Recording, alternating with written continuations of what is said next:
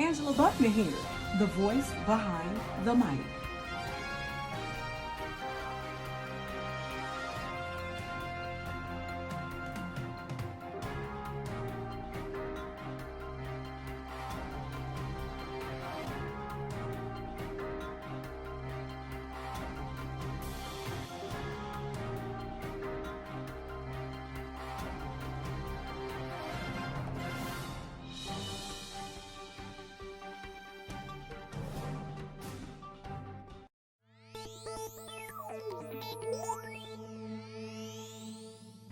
Angela Buckner here, the voice behind the mic.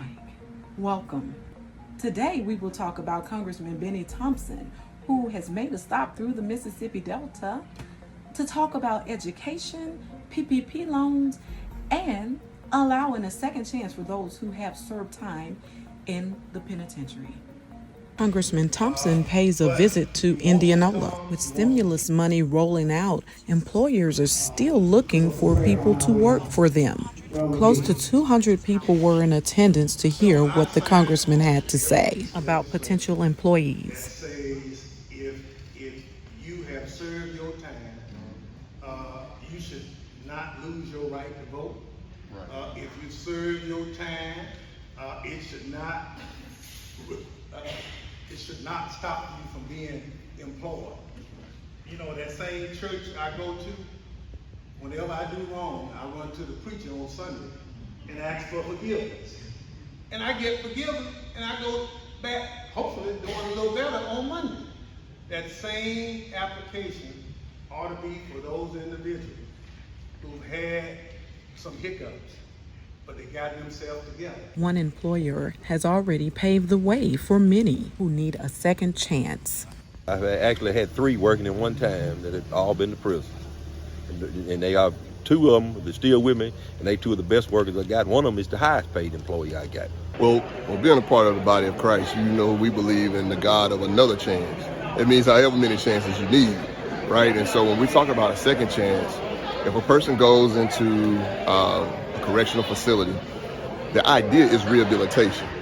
And so you want to give that person every opportunity to come back and be a productive member of society. You don't want to put them in a situation where the only options or the only realistic options are going back to those activities that landed them in jail in the first place. So I definitely believe that those things should be available to people upon release. Now, that's the simple answer, right? Right. But we also need to understand that there's some stair steps and graduated, versions of it that may apply. Maybe people with, nonviolent offenses or different things like that, they roll out first, and then those people who may have, more violent offenses, things of that nature, there may be a graduation of out 2 years without any issues, you've done these things. Like, you got to kind of put some things in place, but ultimately, you've got to want to restore a person to full citizenship and full manhood, full womanhood, so that they feel that society is welcoming them back. I think most independent businesses and small businesses, in our country, a small business is 50 employees or less, would look at it with an open mind and look at the person and see what they've done, especially if they've utilized some of the things that are offered to better themselves while they're incarcerated. What I foresee, and I believe that laws need to change to assist those people who have paid their dues, that when they come out, they are ready to go back into regular society and make a normal living. I also think that when they have committed that time, they should also get a skill or a trade or something, along with, if they haven't completed the high school degree, they should get a GED. I think all of that should fall or coincide with what they need to do to be successful when they come out of prison. And I think also that many employers need to drop that racist aspect. If you've been in prison, we can't do da-da-da.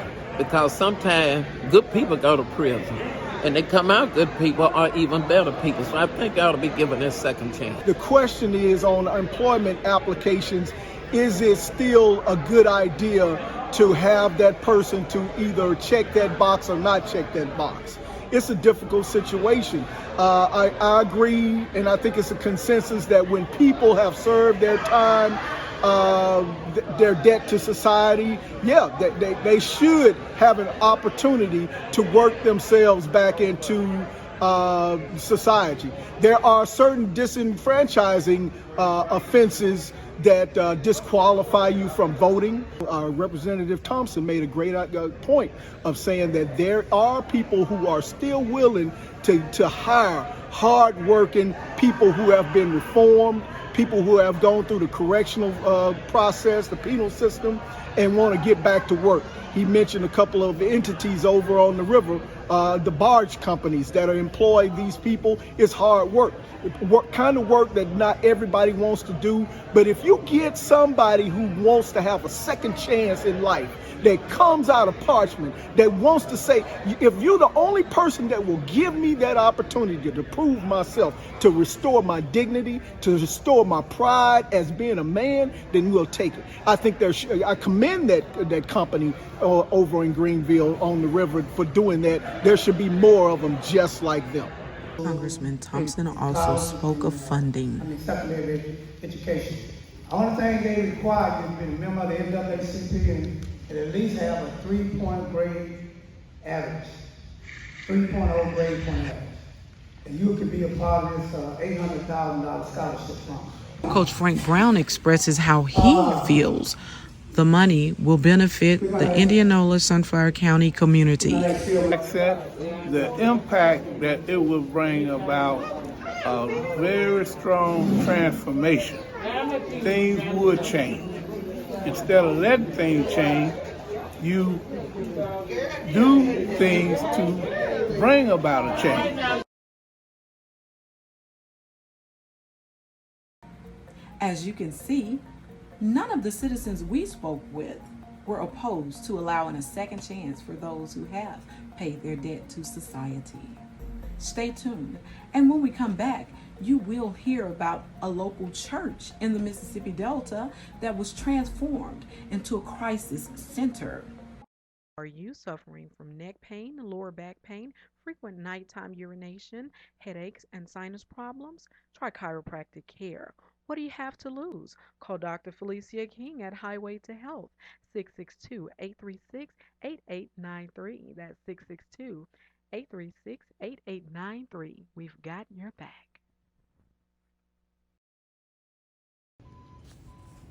And welcome back. An 18-wheeler full of fresh produce and water was delivered to St. Paul Missionary Baptist Church in Cleveland. The supplies were made available to recent flood victims from several counties affected across the Mississippi Delta. According to organizer Pam Chapman, volunteers came from Pace, Rosedale, Duncan, Mount Bayou, and Greenville, just to name a few. Listen as Jasmine Maxey tells us more. The purpose for today's event is just to give back to the families, the victims of the floods that just took place over the last couple of days. Ms. Pam Chapman just decided to do a crisis center, just consider this a crisis center so that people can come and get some produce, fruits and vegetables, as well as water, so that they can have that in order to feed their families. Now, I see that the line is actually around the block. How many people do you think you've served already? Already, if you consider the towns that we've served, thousands.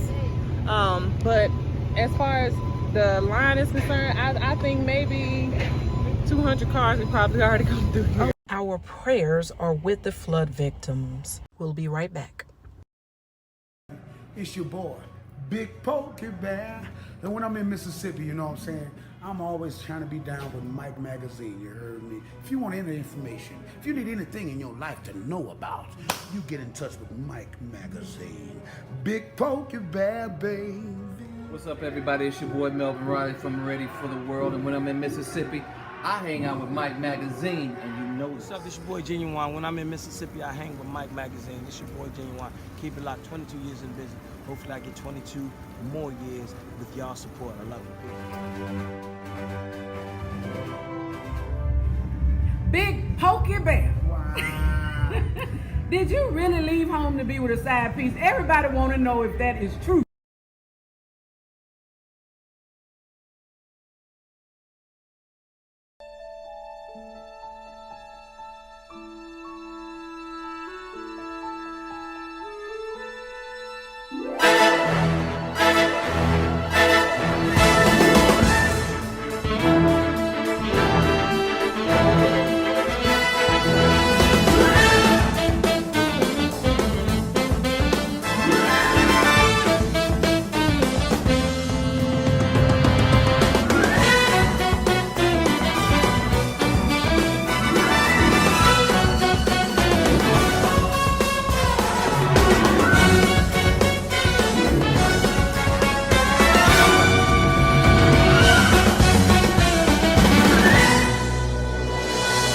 Thanks for watching, and please don't forget to subscribe to our YouTube channel.